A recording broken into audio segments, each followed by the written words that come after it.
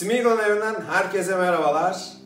Bu videoda koleksiyonumun ilk Iron Studios ürününün kutusunu açacağız. İçinden Frodo'yu çıkaracağız. Ancak bu işi yapmadan önce Iron Studios'la ilgili birkaç detay bilgi vermek istiyorum. Brezilya, São Paulo'da 2012 yılında kurulmuş bir firmadan bahsediyoruz. İlk kez piyasaya çıkış tarihi, bir ürün çıkarma tarihi ise Pizzi Studios isimli bir distribütör firmanın Cotobuquia ile beraber 2009 yılında Abri'nin oyuncak fuarındaki bu oyuncak fuarda Brezilya'da gerçekleşen bir organizasyon. Ayrton Senna'nın 1993 yılında kazandığı Japonya Grand Prix'sinde o zafer anını yansıtan bir ürünle oluyor. Daha sonra bu ortaklık iki tane daha Ayrton Senna ürünü çıkartıyorlar. Ve artık 2012'de Iron Studios vücut buluyor. Kendi binasını, kendi markasını oluşturuyor.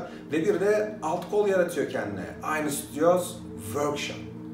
Ne yapıyor? DC Comics, işte Marvel Toys, Marvel Entertainment, Star Wars, Disney gibi bizim de çok net bildiğimiz ve tanıdığımız markaların lisansını alıp ürünler çıkartıyor. İşte 1/4, 1/6, 1/10 ölçekli poliston heykeller. Bunların içinde Batman, Spider-Man, Iron Man, Superman gibi karakterler var. Videoyu çektiğim 30 Temmuz 2020 tarihinde muhteşem bir Stan Lee çalışmasını piyasaya sürmüş durumdaydılar. İki ayrı şekilde çıkmıştı. Bir koleksiyoncular için özel versiyon, bir de normaller için özel mi artık bilemiyorum ama bence Stan Lee'nin her türlü heykeli benim için özel. Ayrıca imzasını da taşıyor. Bu ürünleri de en son çıkarttığı üründü. Çok başarılı, son derece gerçekçi, detaylara çok önem veren bir firmadan bahsediyoruz. O yüzden de piyasadaki marka değerini hak eden bir firmadan bahsediyoruz. Şimdi yavaşça bir gidelim bakalım kutunun içinden Frodo'yu bir özgür bırakalım, macerasına devam edebilsin. Evet, klasik olarak kutumuzu önce açıyoruz. Genel olarak logonun olduğu taraf kutunun ön yüzü. Buna dikkat etmekte fayda var. Çok ciddi bir sıkıntı olacağından değil ama hani genel olarak belirtmek istedim. Kutu açılmasın diye konan şeridi özenle kestikten sonra artık ürünü görmeye hazırız.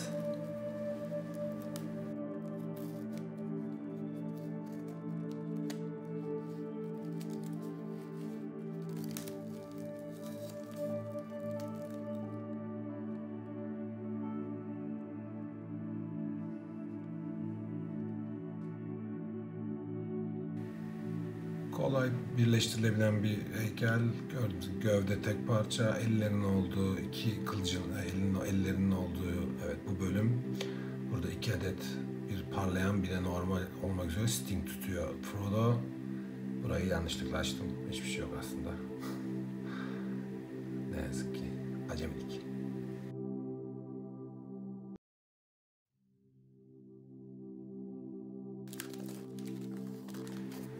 Standı heykeli üzerine koyacağımız base arka taraftaki bir gözden çıkıyor. Burayı açıyoruz. Burada heykeli yerleştireceğimiz yüzey, güzel taş işlemeleri olan o Weathertop'taki sahneyi gerçekleştireceğimiz, canlandıracağımız yüzey, güzel taş işlemeleri olan oldukça detaylı, hoş bir standı ya da heykelin üzerine konacağı bir base var diyelim. Daha sonra kutumuzu dikkatli bir şekilde tekrar ön yüzünü çeviriyoruz ve heykeli yavaş yavaş kutusundan çıkartıp yerleşmeye başlayacağız. Basit bir tek giren demir destekli bir ayak var.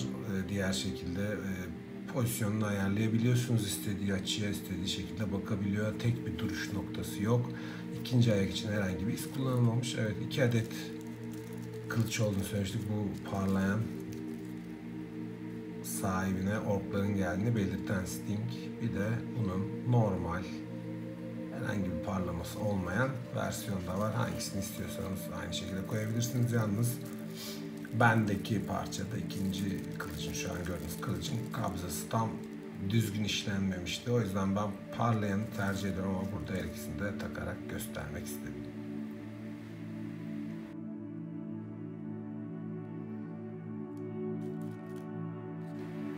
Heykelimiz sunumuna hazırdır.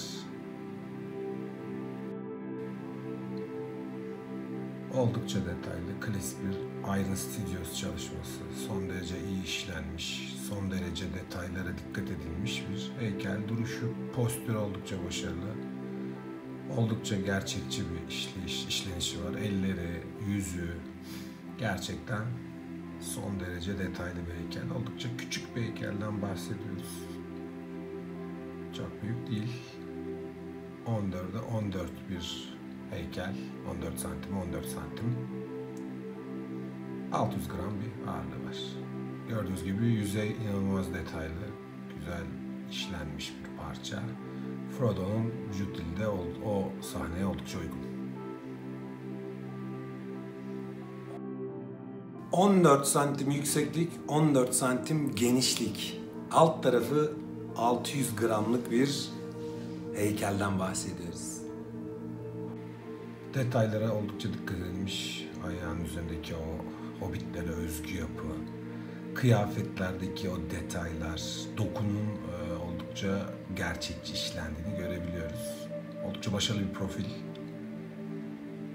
Üzerindeki ceketin dokusu gerçekten çok hoş. Pelerin, gördüğümüz gibi kıvrımlar, oldukça gerçekçi, çok güzel gölge oyunları olan, boyanın yardımıyla da verilmiş bir derinlik. Çok net, çok başarılı. Saçları kesinlikle ciddi anlamda başarılı. Detaylarıyla ön plana çıkan bir ürünü görüyoruz. Dikkat ediyorsak bütün o kıyafet, pelerin, silah, el, yüz, o yüzün içinde gözün, ağzın, burnun detayları çok ciddi çalışılıyor.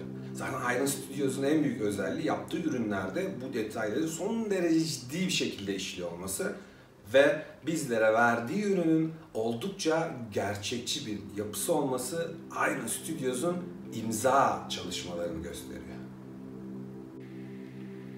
Sergilenmesi kolay, gayet şık. Evinizin herhangi bir bölgesinde çok rahatlıkla süsleyebilecek boyutlara sahip. İşçilik kalitesi itibariyle de çok ince işlenmiş, gayet detaylı ve başarılı bir heykel.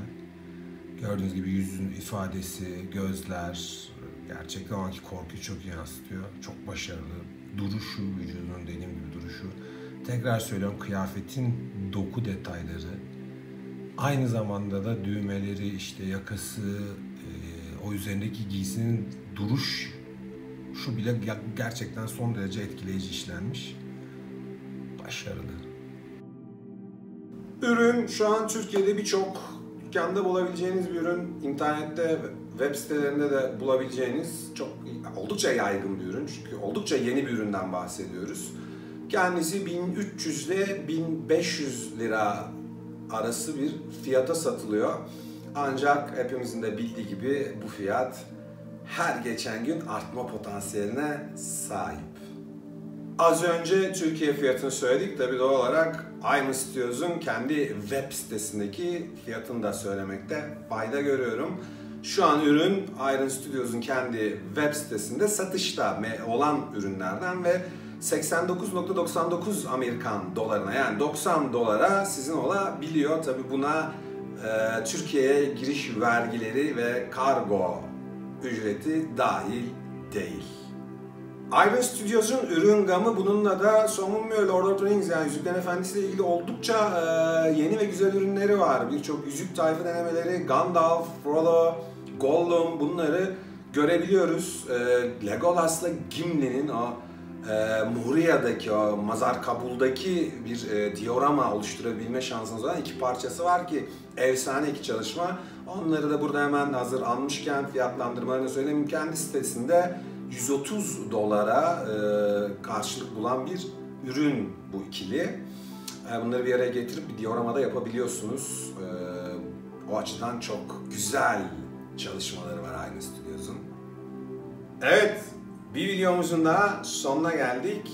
Yüzük taşıyıcısı Frodo'yu kutusundan çıkarttık, koleksiyona kattık. Dediğim gibi Iron Studios'u da arada gördük, detaylandırdık. Benim de bu firmadan ilk ürünümdü. Çok beğendiğimi söylemek zorundayım. Oldukça detaylı, oldukça şık bir figürden bahsediyoruz. Çok yüksek boyutta böyle iri bir figür olmaması da benim için aslında güzel bir şey. Çünkü bu tür heykel çok fazla piyasada aldığım heykel türünden değil. O açıdan da koleksiyonuma bir çeşitlilik katmış durumda. Kutusunu açtık, çıkarttık, heykeli yerleştirdik standına. Nasıl sergileyeceğinizde, nasıl durduğuna, neye benzediğine dair ciddi yakın çekimlerde yaptık. Bu şekilde bu videomuzu da kapatıyoruz. Vedalaşmadan önce nedir? Kanala üye olmayı, videoları beğenmeyi lütfen unutmayın. Smeagol'un evinden herkese hoşça kalın diyorum. Bir sonraki videoda görüşmek üzere. Kendinize iyi bakın.